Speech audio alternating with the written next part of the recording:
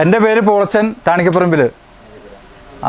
ഇത് പുതിയ സാങ്കേതികവിദ്യ ബയോഫ്ലോക്ക് എന്ന രീതിയിലാണ് ഈ മത്സ്യകൃഷി നടത്തിയിരിക്കുന്നത്.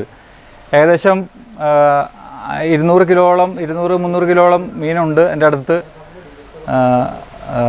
ഇത് എല്ലാവരും ഒരു മാതൃകയാക്കണം. അവരവരുടെ വീട്ടിൽ അവരവർക്ക് കഴിക്കാനുള്ള ഭക്ഷണം, മീൻ എന്ന് വെച്ച് വിഷരഹിതമായ മീൻ അവരവർ തന്നെ ഉൽപ്പാദിപ്പിക്കണം എന്നുള്ളതാണ് എനിക്ക് പറയാനുള്ളത്.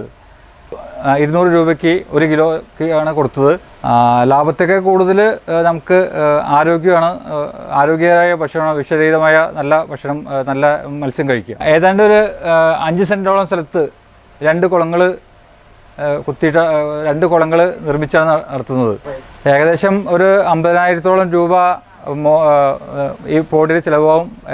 മോട്ടോർ സഹിതം എല്ലാവരും ഉൾപ്പെടെ. സബ്സിഡി കാര്യങ്ങൾ നിലവിൽ കിട്ടിയിട്ടില്ല. അത് കിട്ടുമെന്ന് പ്രതീക്ഷിക്കുന്നു. ഫിഷറീസ് ഡിപ്പാർട്ട്മെൻറ്റിൻ്റെ സബ്സിഡി കിട്ടുമെന്ന് പ്രതീക്ഷിക്കുന്നു. കുഞ്ഞുങ്ങളെ ഇട്ട് 6 മാസത്തിനുള്ളിൽ നമുക്ക് വിളവെടുപ്പ് നടത്താം. ഏകദേശം ഒരു 350 ഗ്രാം 400 ഗ്രാം കിട്ടുന്ന രീതിയിൽ വിളവെടുപ്പ് നടത്താം. അതോടൊപ്പം തന്നെ ഈ മറ്റേ വാത്ത ആട് അതോടൊപ്പം തന്നെ ഇത് ആട്, പിന്നെ വാത്ത, കോഴി, അങ്ങനെ ചെറിയൊരു സംരംഭവും കൂടി ഉണ്ട് എൻ്റെ കൂടെ നടത്തുന്നുണ്ട്. ശരിക്കും മുഴുനീള കർഷകനായിട്ട് മാറി.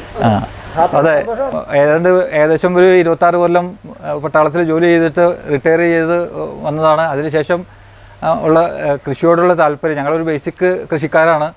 അപ്പോൾ കൃഷിയോടുള്ള താല്പര്യം കൊണ്ടാണ് ഈ സംരംഭങ്ങളൊക്കെ തുടങ്ങിയത്.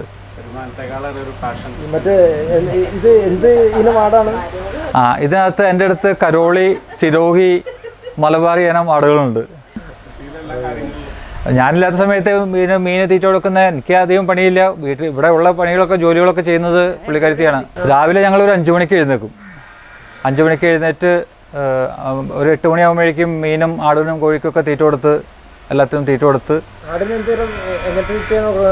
പ്ലാവില ഇവിടെ അയൽക്കത്ത് ലോക്കൽ പ്ലാവില ഇഷ്ടംപോലെ കിട്ടും. അടുത്തുള്ളവരുടെ പുല്ല്, ഞങ്ങളുടെ താഴെ പുല്ലുണ്ട്. പുല്ലിന് പോയി പുല്ല് കൊണ്ടുവരും. ആടിൻ്റെ മാർക്കറ്റ് നിലവിൽ കുഴപ്പമില്ല, നല്ല മാർക്കറ്റാണ്. ഇപ്പോൾ ആടിനൊക്കെ നല്ല വില ആയി തുടങ്ങി.